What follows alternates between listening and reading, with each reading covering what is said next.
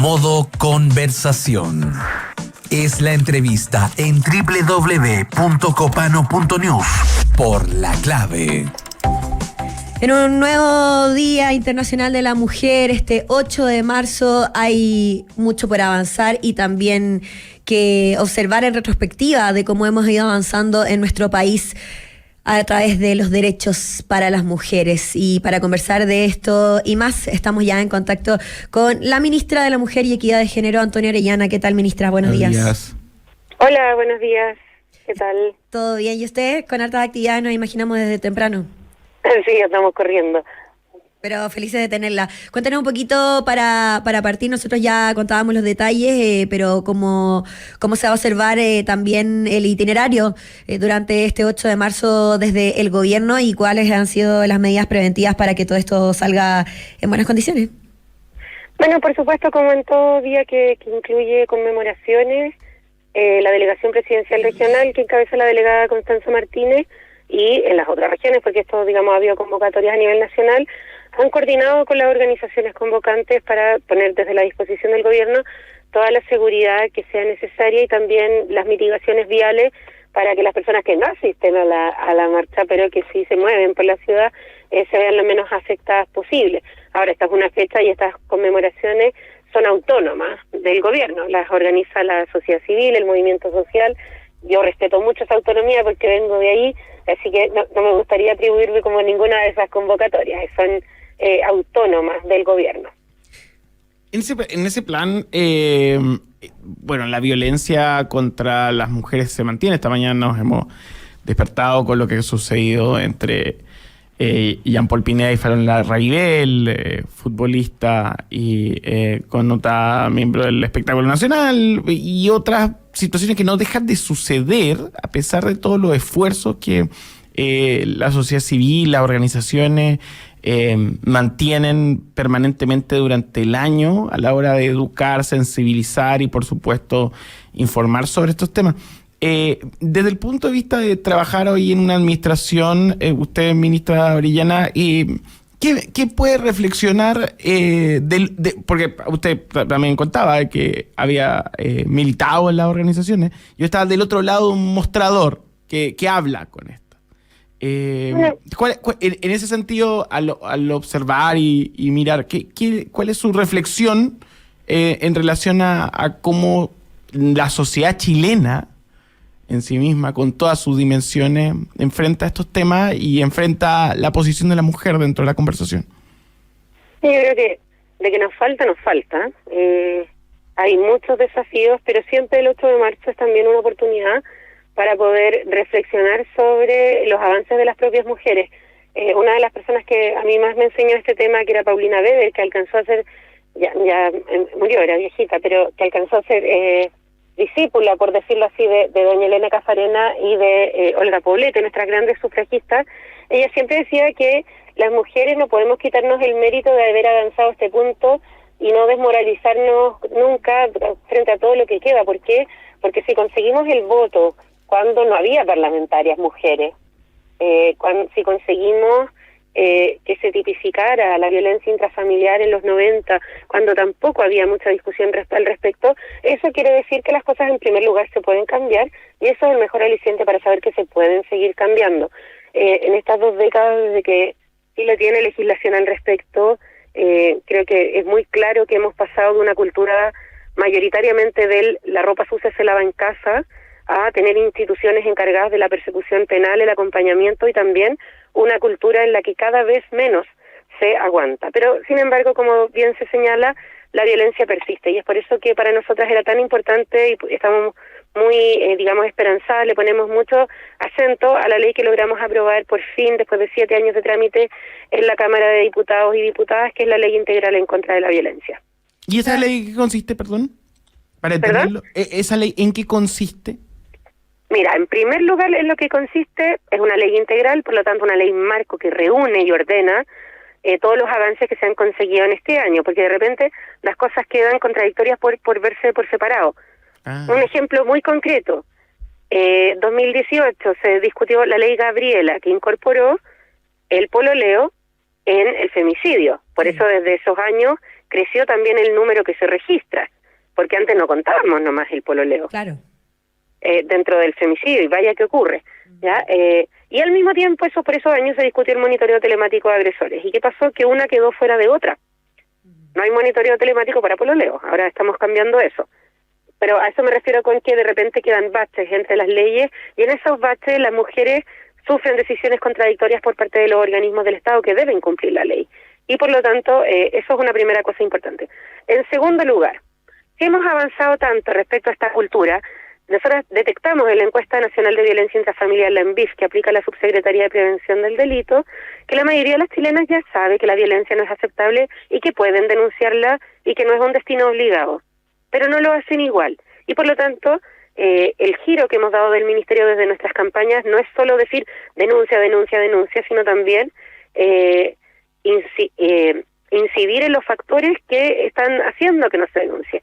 Uno de ellos tiene que ver con el factor cultural, como bien se señala, y por eso nuestras campañas han estado enfocadas más que en las víctimas, en sus entornos, claro, que sepan identificar cuando una de sus amigas vuelve y llega al cumpleaños con el tipo y volvieron y todos dicen, oh, de nuevo. Amigos, familiares, vecinos, también súper relevante. ¿Qué pasa cuando se denuncia y qué pasa cuando no se denuncia también? ¿Qué cosas pueden pasar? Y por otro lado, pero eso es desde el factor cultural, claro, desde el factor jurídico, que es lo que vemos, que las mujeres saben que pueden denunciar, pero que tienen le ponen poca ficha a el hecho de la denuncia y a lo que se desencadena después. No sienten que vayan a estar bien protegidas. Y es por eso que uno de los núcleos centrales de esta ley integral es precisamente fortalecer las medidas cautelares, la comunicación entre los tribunales para que no se tomen decisiones contradictorias, que no entre audiencia y audiencia no queden medidas cautelares sin vigilar. Por ejemplo, las denuncias de violencia intrafamiliar se pueden hacer en tribunales de familia o en tribunales penales. También, por supuesto, aprovecho de recordar ante Carabineros, PDI y Ministerio Público, pero en cuanto a la tramitación de la causa. Entonces, de repente, el tribunal de familia dice, no, ¿sabéis que esto es bastante más grave que un hecho simple de violencia intrafamiliar? Esto se va para el tribunal de garantía. Pero ni intentar todo, señora, yo le voy a poner una cautelar. ¿Y qué es lo que pasa? Que entre medio pasan meses entre que hay una audiencia y se acaba el plazo de las cautelares y quedan sin efecto. Y esa causa está en el limbo. Claro. Entonces aquí, por ejemplo, lo que estamos señalando, y va a hacerse efectivo una vez la ley esté vigente, es que a los 10 días, independiente si se pasó de penal a familia o de familia a penal, perdón que de la lata con tanta cosa leguleya, pero no, está bien, tiene efecto, porque nos damos el tiempo. En esos, digamos, intertantos ocurren cosas muy graves. Ahí lo que estamos obligando es que a los 10 días se revise de todas formas. Otra cosa importante respecto a las cautelares. Muchas veces la que notifica que no se están cumpliendo es la propia víctima. Uh-huh. A nosotros, al Servicio Nacional de la Mujer, al Centro de la Mujer, oiga, sabe que no me están haciendo la ronda, oiga, sabe que él se está acercando igual. Igual, claro. Y ahí, ¿qué es lo que revisamos? Porque aquí tampoco, digamos, podemos aplicar cosas que no vayan a funcionar dentro de los tribunales. Y lo que hicimos fue revisar a nivel nacional cuáles eran los tribunales que tenían el promedio de mejor cumplimiento, es decir, a quienes menos les quebrantaban las cautelares. Y encontramos 2 tribunales, uno en Tarapacá y otro en Santiago, a quienes aprovecho de felicitar además, porque no lo hacían obligados por la ley, sino como buena práctica, que no citan a la víctima, no citan al abogado tampoco de ella. Lo que hacen es citar a la institución a nivel local que está encargada de vigilar la cautelar, y que por lo tanto, al tener que ir a rendir cuenta el jefe de esa unidad local, lo va incorporando de mejor forma dentro de la rutina diaria, sea de la comisaría, sea de la prefectura, del Ministerio Público, etcétera. Y eso está incorporado ahora en la ley. No es la víctima, que por supuesto siempre puede avisar si está en riesgo, pero la institución se refuerza su obligación. Está incorporado dentro de esta ley integral contra la violencia hacia las mujeres que usted nos comenta. Bueno, es una muy buena noticia para el país y también es un trabajo progresivo, un trabajo de mucho tiempo dentro de esta ley. Y tuvo indicaciones de las exministras de la mujer, Claudia Pascual, Isabel Pla, la ministra Salaquet, como también se observa por parte de su trabajo esto que se arrastra, y finalmente nos imaginamos que también mucho del trabajo que se está haciendo ahora desde el Ministerio de la Mujer también quizás puede terminar en gobiernos posteriores. De hecho, muy probablemente la otra patita que quería comentar, nosotros no la veamos completamente implementada. Ya empezamos con 30 municipios sin ley, porque esos municipios se interesaron, que es el sistema de gestión integral de causa. ¿Qué nos dicen las mujeres? Y hay que prestar oreja cuando el movimiento feminista, la Junta de Vecinos, el Banco Mundial y la Contraloría General de la República te dicen lo mismo, ¿cierto? Que es que las mujeres necesitan tocar demasiadas puertas hoy para poder recibir la orientación y el apoyo que necesitan. Entonces, ¿qué es lo que estamos estableciendo en primer lugar? A través de la tecnología, integración de datos. Nosotras, en el Servicio Nacional de la Mujer, en un centro de la mujer, recibimos a una mujer, pero perdemos cerca de media hora de la intervención en completar datos que el Estado ya tiene a través del el Registro Social de Hogares y otros organismos. Entonces, en primer lugar, gestión, mejorar la gestión de los casos para que tengamos que hablar menos y podamos hacer más, preguntar menos y hacer más. Y en segundo lugar, trabajar más de la mano con los municipios que en la mayoría del país son la primera puerta del Estado para las personas, son el 80% de nuestros ejecutores de programas y por lo tanto lo estamos integrando también en este sistema de gestión, que es muy importante. Probablemente suena como poco impactante, pero nosotros sabemos que en el diario, el que no te pregunten 7 veces lo que pasó para poder derivarte a una institución, pucha que es fundamental para que una mujer decida, ¿sabéis qué? Sí, voy a denunciar. Está muy interesante todo lo que nos cuenta, porque es un plano dentro de lo civil, lo doméstico, de algo que no se eleva en los medios de comunicación adecuadamente, creo yo, porque iba quitando el miedo a las víctimas.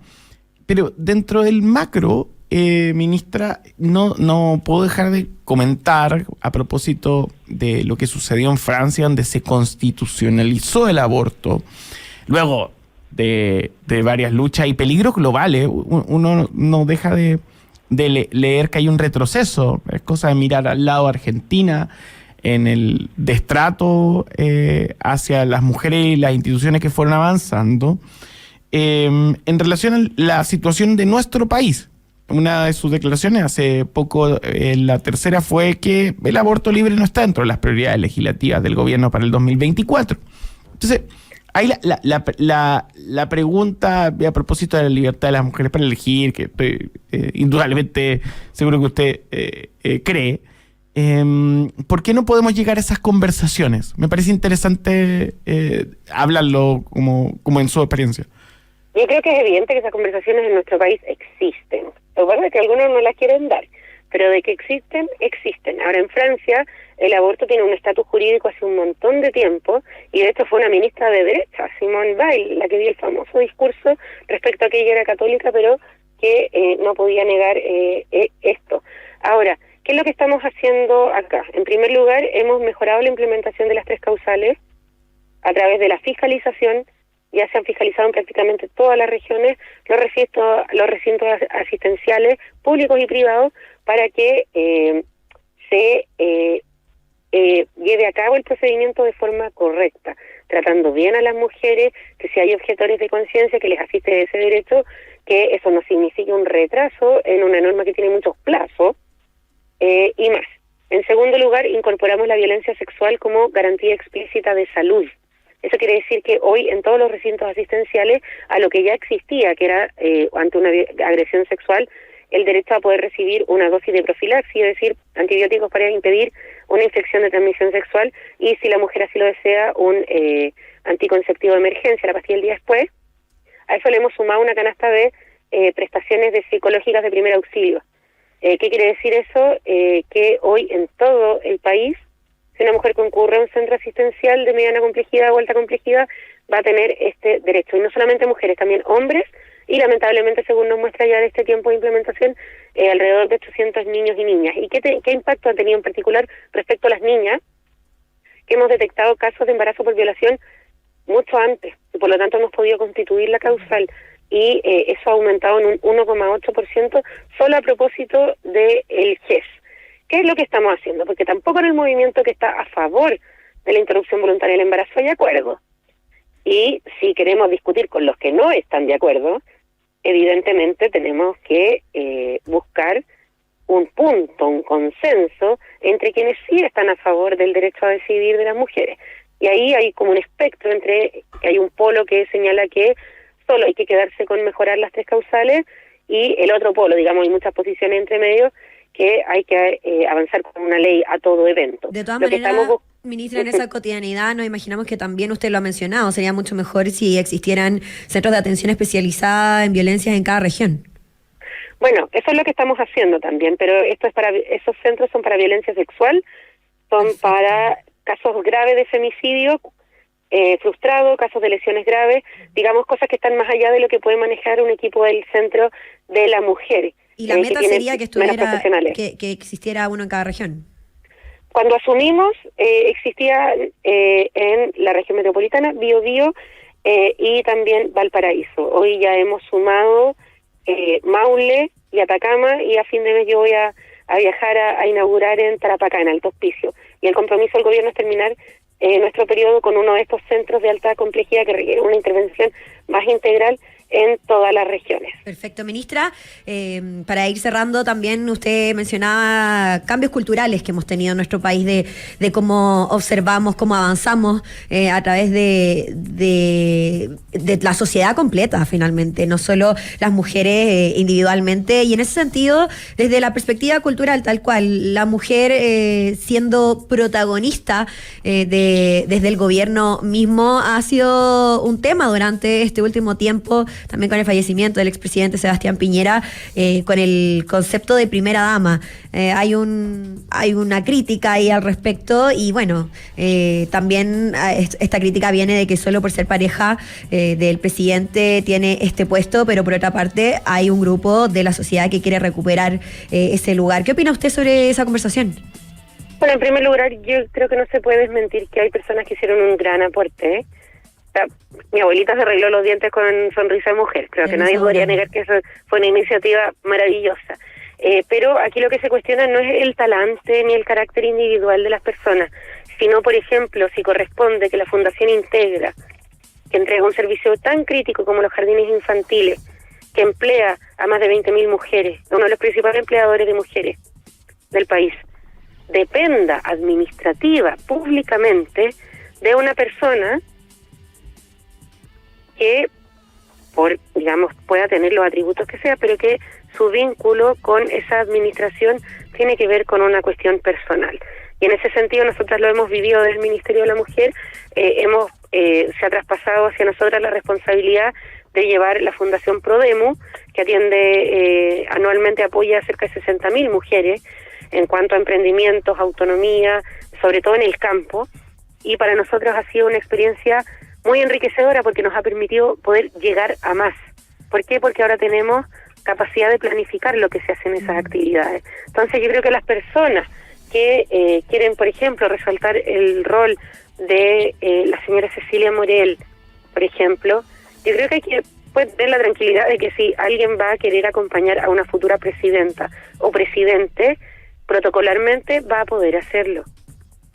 Pero yo creo que la pregunta pertinente que hay que hacerse es si corresponde que esté al mando de servicios públicos por eso. Nuestra posición como gobierno al menos es que no, y que los servicios públicos deben estar manejados dentro de lo que es el aparato público. Antonia Orellana, ministra de la Mujer y Equidad de Género, muchas gracias por esta conversación este 8 de marzo, Día Internacional de la Mujer. Gracias, ministra. Muchas gracias a ustedes. Buenos días. Que esté bien.